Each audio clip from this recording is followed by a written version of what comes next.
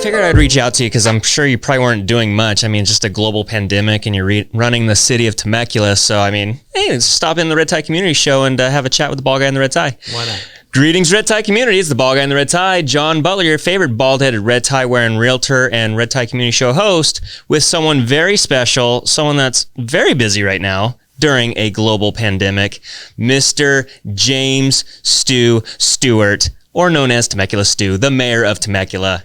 Welcome, buddy. Thank you. Glad to be here. So you were on the show about 2 years ago, and you're on the city council at that point, but now you're the actual mayor, and something happened a few weeks ago. What went down? Well, let me kind of back up a little bit. Okay. So I became mayor January 1st, 2020. So my theme was going to be Temecula fun. So the first 2 months of the year was leading up to this great summer list of events of Temecula fun. And so about March, well, first week of March, the pandemic really started heating up.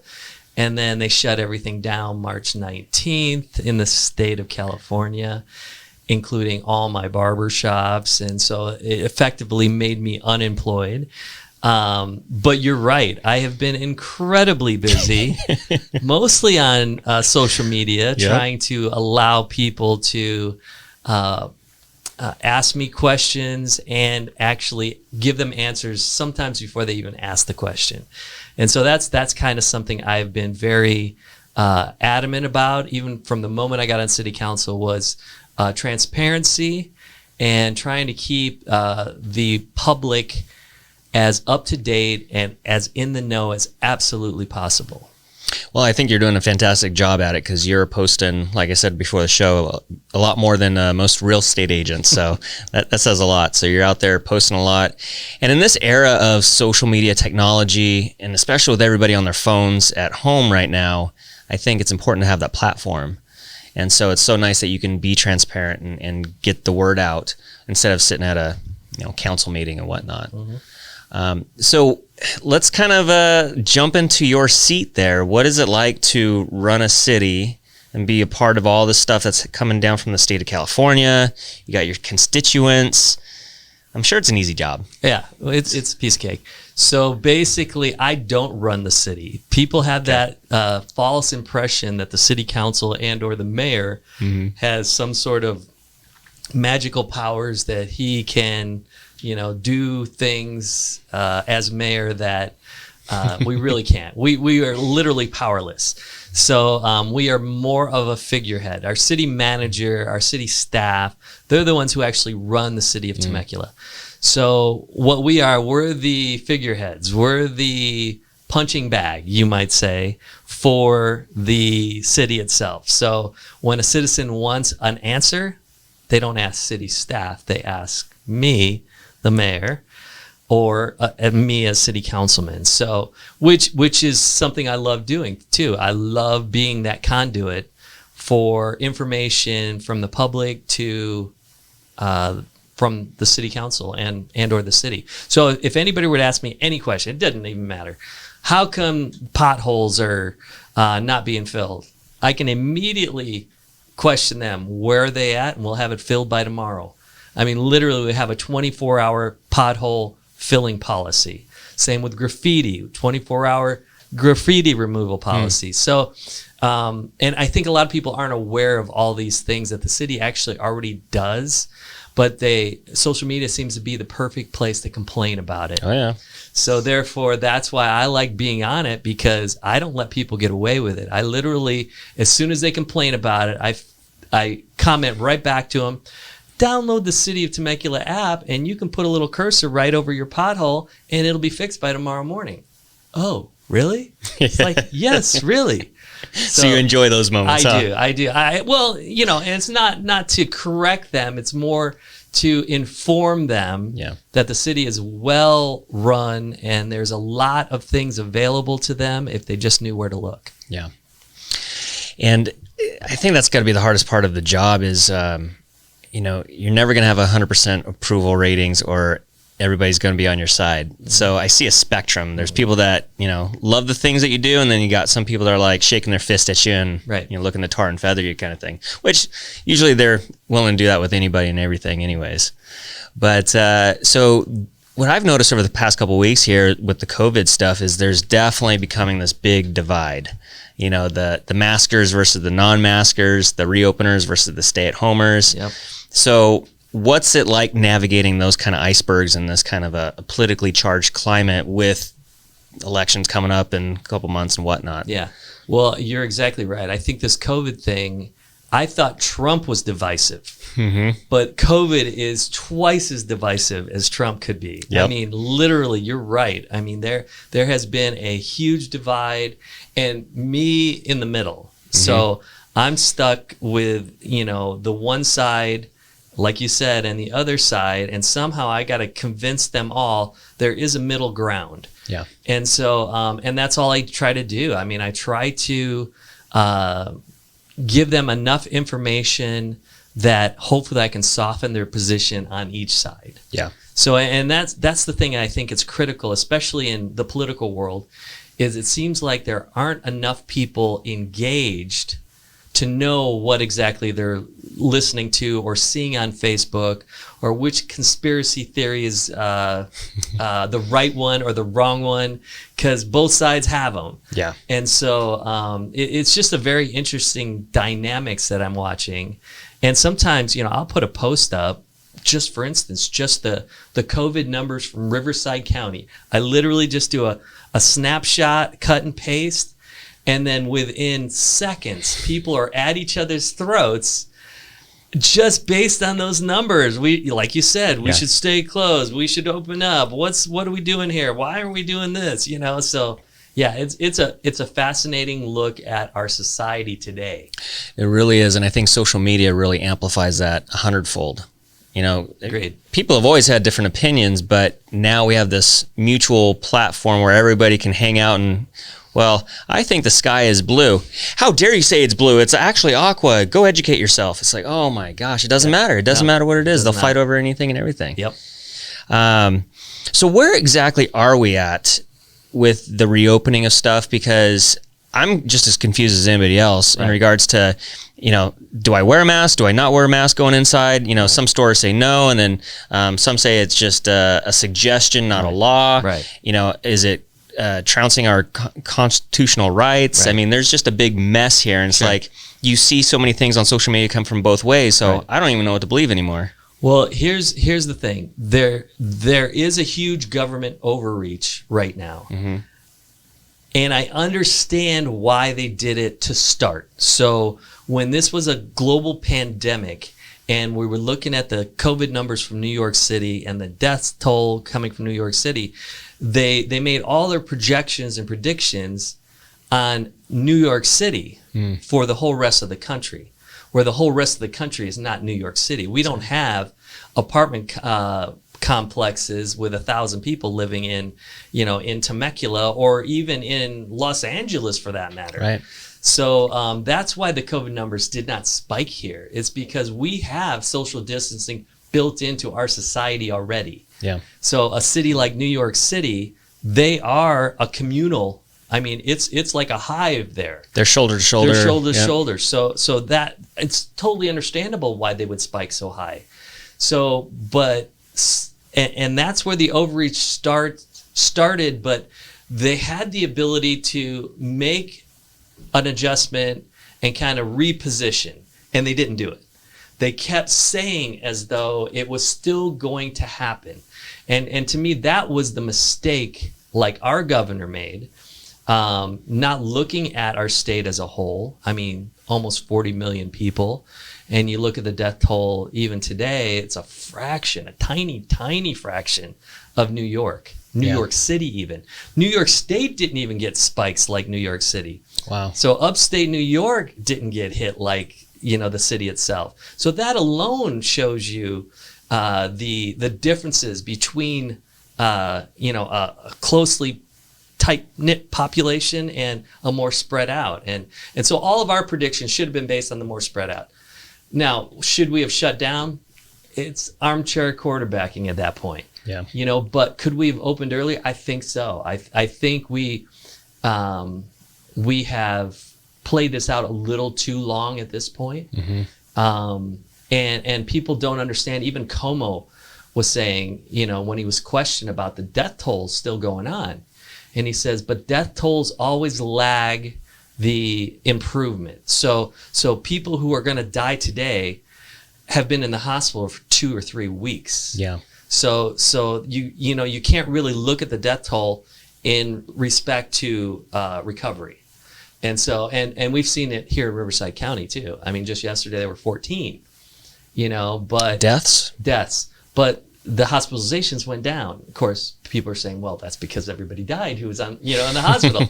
So, I mean, you can make that correlation, but Yeah. I don't choose to. I want to believe that, yes, those people did die. And these numbers are really suspect too, because sometimes Riverside County will do an accounting, and then all of a sudden, oh, we missed 6 on day 37 over here, so we're adding those to the total. So it's not a realistic look. And as far as the masks are concerned, I mean, Dr. Fauci at the very beginning says masks won't make a difference, and through social pressuring, all of a sudden masks started to make a difference to him. And so it's like, stores can still request you to wear a mask to come into their store. They have that right. So I carry a mask in my pocket. I only put it on when someone tells me to. Okay. I've been tested twice so far. And, when 96% of everybody is being tested negative, of that 4%, a good 80 to 85% aren't even going to the hospital because they're asymptomatic or the symptoms weren't. I was just talking to Temecula Valley Hospital the CEO. And she was telling me that, if someone tests positive, 9 times out of 10, we just tell them, go home, shelter in place. If you have no symptoms, if you're not feeling, anything, we don't want you here. So. And what do you feel about some of the rumorings that have been happening with a lot of people in Southern California think that it already kind of came through in, like, say, December. Like, I remember my wife got super sick. My son got super sick in January. But then, I'm hearing that story a lot where people are like, oh, yeah, I think I had it in December kind of thing. Yeah. But that you just didn't know about it. Well, no, and I've heard that too. But this COVID-19 is different from the other one. We actually had a pretty bad flu season this year, a severe flu season, and that's what's kind of getting drowned out by the COVID-19 is when we have a bad flu season. If you go to the hospital, the chances of you being able to get an ICU bed is very, very bad. I mean, a bad flu season will fill up ICUs. It literally will look like New York City. In fact, I was talking to one of my old friends who works in a nursing home in Florida, and she said we had more people die in November and December this year than through this whole COVID-19 process. So it was a bad flu that came through, and a flu is a COVID, by the way. Hence, 19 means there's 18 other COVIDs that came before this. Interesting. Yeah. So that's the thing. People are kind of taken out of context that somehow COVID-19 is some super bug or it's not the Spanish flu.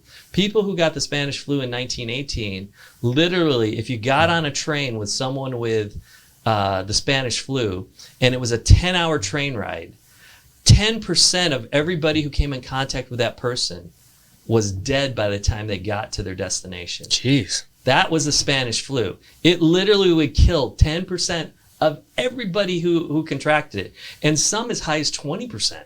Wow. So we're not seeing those numbers. I mean, we're seeing a 0.00, death rate, and usually those are all with comorbidities. So, you can't equate this to the Spanish flu. When this first happened, I was actually doing some research on the Spanish flu, so I kind of agreed with all the shutdown and everything because that's something they didn't do with the Spanish flu, and a lot more people died. because of that. So I was more okay with just saying, okay, let's cool our jets. Let's see what this is. But then the data started rolling in, and that's what I think has got everybody upset out there, is all the data and the science that they keep touting as we got to do this through data and science. The data and science are saying something totally different from what they're saying. Right. And that's what's got everybody so frustrated. So, and that's what I want to hit on next is that can we even trust the data? Because there's a lot of these hospitals, and I won't, there's hospitals out there that, the joke is, oh, the guy died in a car accident due to COVID-19 kind of thing, right? Mm-hmm. So it's like they're inflating numbers because I guess they get extra money from the government to do so. Well, I actually quizzed Darlene from Temecula Valley Hospital, CEO. Mm-hmm. I said, so what is the story on that? And she says, absolutely not. We do get paid $1,000 extra if someone has to go on a respirator. But the cost of that respirator is way more than the $1,000 they receive. So these numbers of 13,000 or 39,000. I mean, that's what I heard. Yeah. There's so many numbers floating out there. She says totally not true. Really? Across the board? Across the board. Oh. Yeah. They do get paid extra, but they get paid extra because of the extra services they're providing. Mm-hmm. It'd be just like if you went for anything and, you had to get an x-ray. Well, the hospital's going to charge for the x-ray. Right. Or if you go in for a colonoscopy, the hospital's going to charge for a colonoscopy. So it's just the money that they receive. So unless other hospitals or there's other things, but according to the CEO of Temecula Valley Hospital, that's not the case at all. Interesting.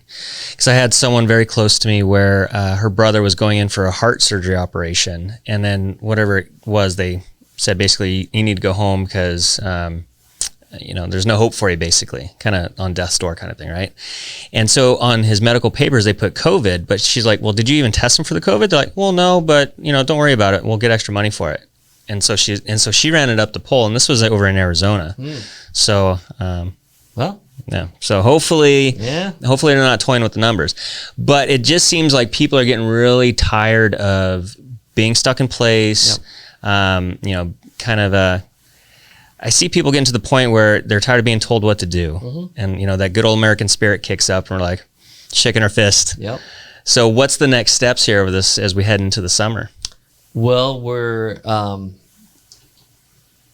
by the time this airs, we'll all know that we've just been approved to move into 2B now. Okay.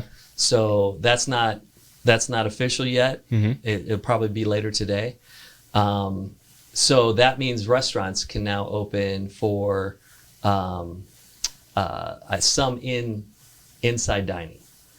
So it has to be like 15% of capacity or something like that, or 25, 20. yeah. Okay. And then the social distancing, the whole 9 yards. So we're starting to move out of this pretty rapidly. I mean, if you would have told me 2 weeks ago we'd be here, I would have laughed in your face, just based on the way the governor was positioning himself. So now I think as states around us have opened and opened successfully, cases are spiking, but it doesn't mean a thing if they're not going to the hospital. So that's what they're noticing. They're noticing their hospital numbers and their deaths are continuing to decline. Mm-hmm. And through more testing, obviously, you're going to find more people who have it or have had it. Right. So so numbers going up is not an indicator of this being going to increase with us opening up. It just means there are more people willing to be tested, and it is what it is. As far as a flu is concerned, I mean, have you ever known a flu that you could actually get and you really don't even know you have it? No, when you got the flu, you're puking and pooping. Yeah, exactly. I mean, you're knocked on your back for a couple of days, and this flu doesn't even do that for 96 of positives, or 4% of the 96%. So you start looking at the numbers and thinking, this doesn't even seem realistic. Mm-hmm. I mean, it's like a bad Twilight Zone episode. Mm-hmm. We're all scared to death of something that really is just our shadow. Yep. And so that's the thing I think we're going to walk away from. And there's going to be books written about this one. Oh, 100%. Yeah. And even Trump, when he said yesterday that we will not close the country down again for something like this. And you know what? I totally agree with him. We know who the vulnerable population is. It's those people who are stuck in real tight confines, like old folks' homes, anywhere where there's going to be a lot of contact. But we who live out in suburbia, there's no reason we should be locked down ever again. Yeah. Well, and so, it's interesting watching social media because all the conspiracies on both sides are coming out, right? And so there's the thought of this was a big media mass manipulation. Mm-hmm. I think if you focus in on any type of topic, whether it's car accidents or whatever it might be, and if you go, oh my gosh, there was X amount of car accidents, and you blow that up into the national story, and hey, we shouldn't drive cars anymore, and all that kind of stuff. So you could do that with anything. And so there's that thought out there that this is the presidential election year. A lot of people hate Trump. They want to get him out. And is that at play? Good question. I do not know, to be honest with you. Yeah. I mean, I don't see how a pandemic that wasn't started by Trump could be blamed on Trump. I know they're trying to say that his reaction time was slow and this and that, but if you really kind of look at all the timelines, the Democrats were actually making him look stupid for wanting to close the country from China and Europe and all these other places. So, I mean, I don't know how they're going to pull that off. And the economy was the best ever before this thing. Yep.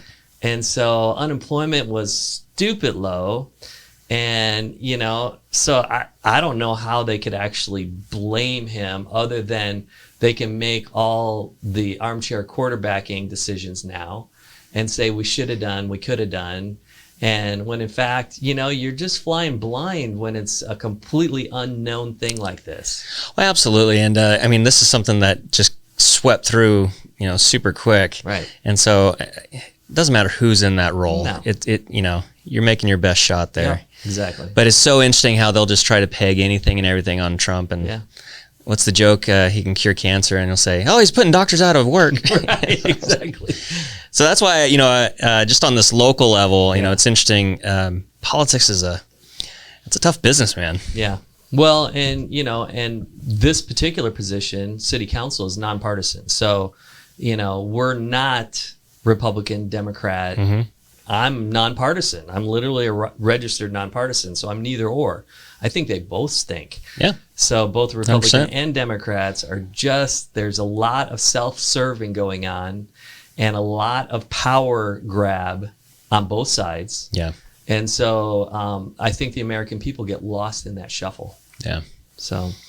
And what's sad to see is during the shutdown, we did it for a reason to protect people that were at risk and whatnot and flatten the curve and all those kind of things. But the unintended consequences of that, you see suicides going up, abuse, drug addiction, all that kind of stuff is happening. And so it'll be interesting once the dust settles to see how much damage was actually done. And that's where I think you're going to see a lot of studies taking place just on those points right there. I mean, you're going to see a lot of what could we have done better. Analyzing, this is going to be analyzed to death. I mean, and there's going to be, each side is going to have their points and counterpoints. So and we'll argue about that, damn absolutely. in infamy. It's just like forever they'll argue, we should have done this, you could have done that, we should have opened up quicker, we should have stayed closed longer. It's definitely it's going to be an interesting, there'll probably be a college course on the pandemic of 2020. 100%? Yeah, I totally think so. And you're in the unique position where you're actually a business owner. Right. And you have employees. Right. So what's that like? How's that been working out for them? Well, the government in their wisdom created this PPP loan program. So they give you a whole bunch of money to take people off of unemployment. The problem is they put everybody on unemployment, and then they gave them a $600 a week bonus. So now I've got this PPP money that I have to bring back a certain number of full-time people just to pay them to sit home because I can't open yet. But I have to bring them off of unemployment where they're making $1,000 a week, where when they were working, they were making about $400 or $500 a week. And you see the problem here? I mean, now I got to spend more of the PPP to bring the girls off. When the PPP was designed for 25%, I could pay for my rent, my utilities, my ongoing expenses, because my landlords want their money still. So it's like the CARES Act really put a real pinch on the PPP program for me. And I'm sure every other person, because when you've got employees that are making double and sometimes triple what they were making, you know, if you qualify for any amount of unemployment insurance, you get the $600. I just had a girl apply who has been off work. I thought she had quit, but I just got it. She's going to get $24 a week for unemployment, but $600 on top of that. So she's going to get $624. And it's like, well, how does that make any sense at all? Wow. I mean, and this is the problem with government. You know, government common sense is always void. You know, it's really a sad thing, especially when you see it up close and personal. It's like, wow, who came up with this? We're from the government and we're here to help. Yeah, exactly. Scariest words you ever hear. Oh, man. Well, what's the future look like for us here in Temecula? I think we're going to open up pretty quick. I think the pressure is building on the governor. You know, I don't think he can make the argument anymore that we need to stay home. His stay-at-home order is probably going to go away in the next month, I think. And so, and that will mean businesses like mine will probably, I'm guessing probably in the next 2 weeks, will be in that 3 category. So we just went up to the 2B, give it a couple weeks of some more declining. 3 will be open. I'll be partially open. It'll be appointment only or whatever they ask me to do, I'll do it.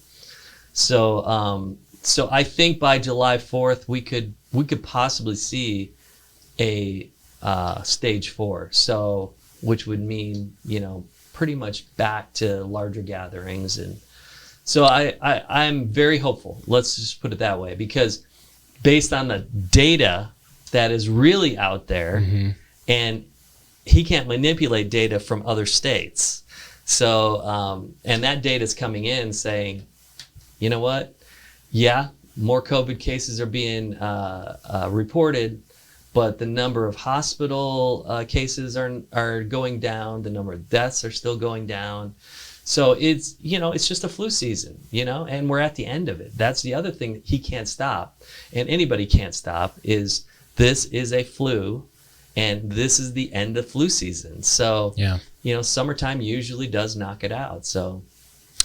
And so you said 4th of July just a few sentences ago. Yeah. And Temecula does a fantastic job putting on a fireworks show. Yeah. What's the word on that for 2020? Oh, man.